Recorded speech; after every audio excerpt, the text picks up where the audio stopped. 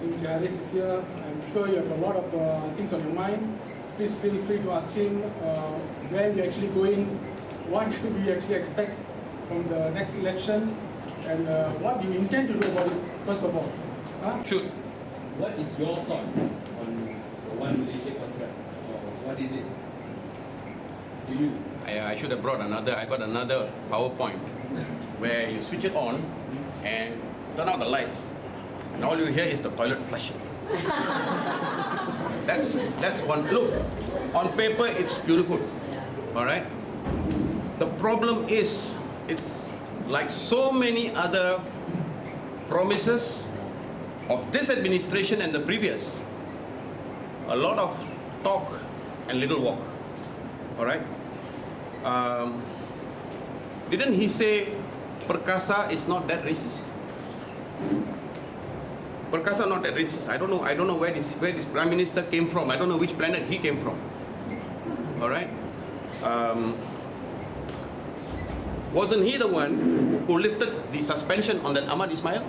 He was supposed to serve a 3-year term of suspension. Najib lifted the suspension. Who was the fellow who said he's going to soak the blood of Chinese with the grease? Najib, no? Najib in 1987 at the TPCA Stadium. This was the precursor to Operasi Lala. He and Lee Kim Sai were playing Sandiwara, hurling racial attacks at each other. Finally, the two were never arrested. Lee Kim Sai went to Australia. Najib God knows where, but 112 went into ISA.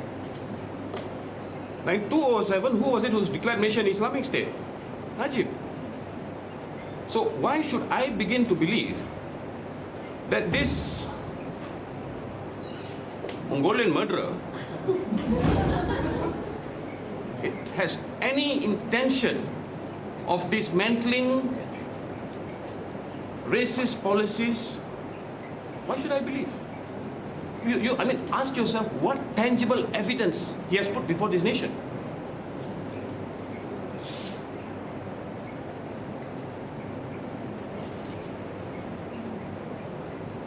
Yes, bro. Can I just share one thing about the importance of the vote? Come. So I just shared this actually with the group with Shah just a while ago. The importance of your votes. I bring you back to Kelantan. The state government was ruled with a difference of 1 seat, 23 against 22. And of the 23 seats, one of the seats, the difference in the number of votes. Can anybody guess what was the majority of that vote, of that seat? The majority was 2 votes. And because of that 2 votes, PAS ruled that state. And that's the importance of your vote. So don't think that my vote is not important. Your vote is very, very important. And thank you for doing what you're doing now. I just want to share what is One Malaysia. I believe in the concept of One Malaysia. But unfortunately, what we see practice is not rakyat didahulukan, prestasi pencapaian diutamakan. What we see is rakyat diperbodohkan and rasuah diutamakan. And you can make that difference with your one vote. And that one vote, being able to practice it, is what it means for me to be a Malaysian.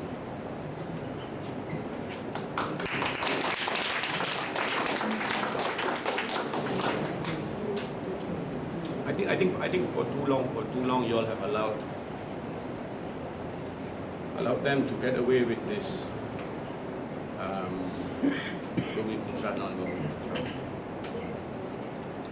I mean, please, yes.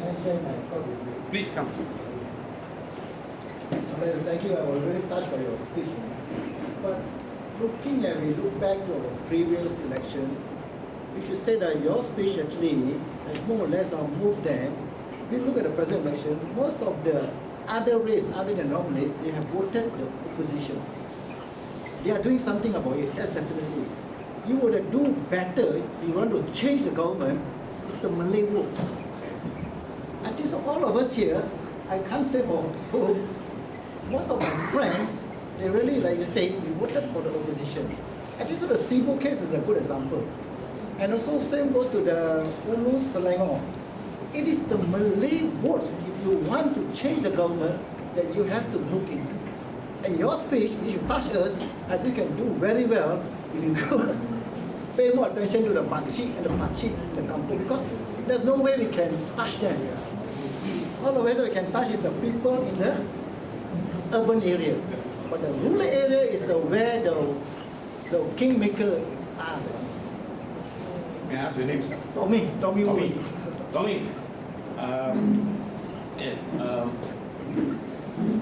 who in this room doesn't have a Malay friend?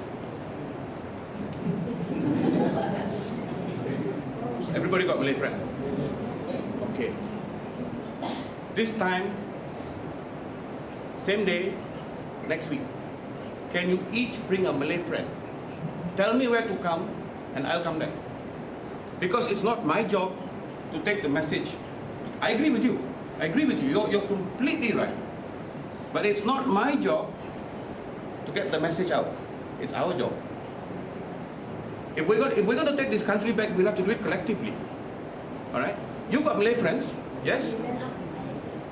Sorry? Peer factor.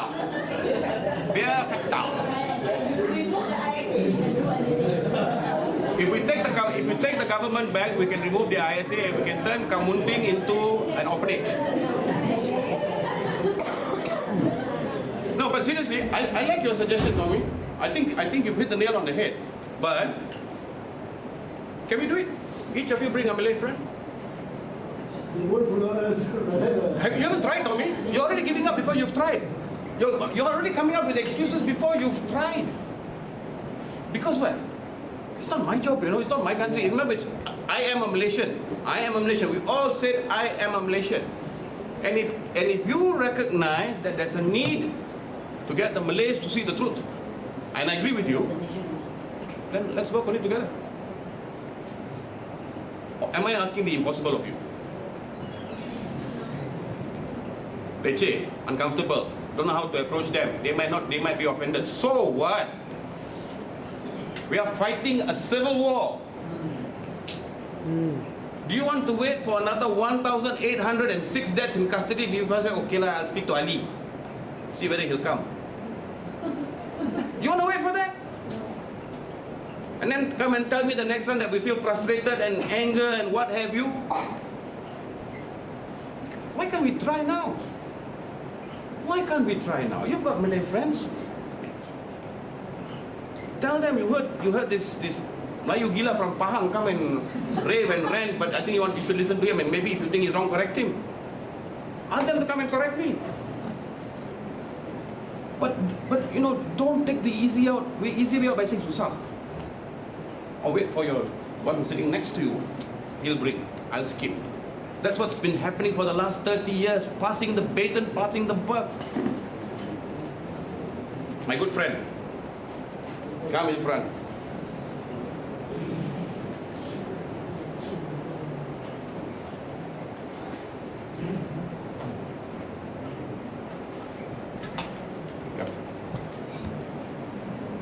Good afternoon. My name is P.Y. Wong.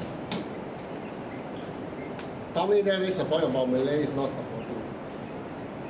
And we all hear stories about 1999, the Malays supported EM, and that's why they won.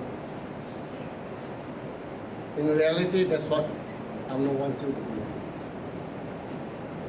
The winning and the losing is determined very greatly by the phantom voters and the postal votes.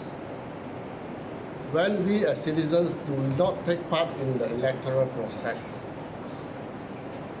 we allow an unlevel playing field to exist.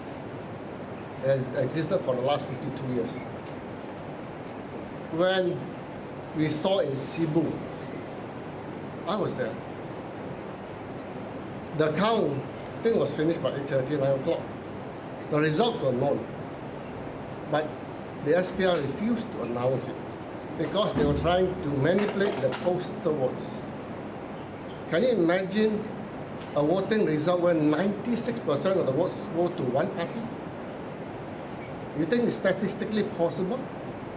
Well, it happened in Cebu. 96% of the postal votes went to Bangsa National. And how were these postal votes done? The military officer or the police officer, he voted for the rest of his people. The individual policeman, the individual military officer man didn't vote. It was voted for him by his superior. And how do we know? Because we study the electoral process.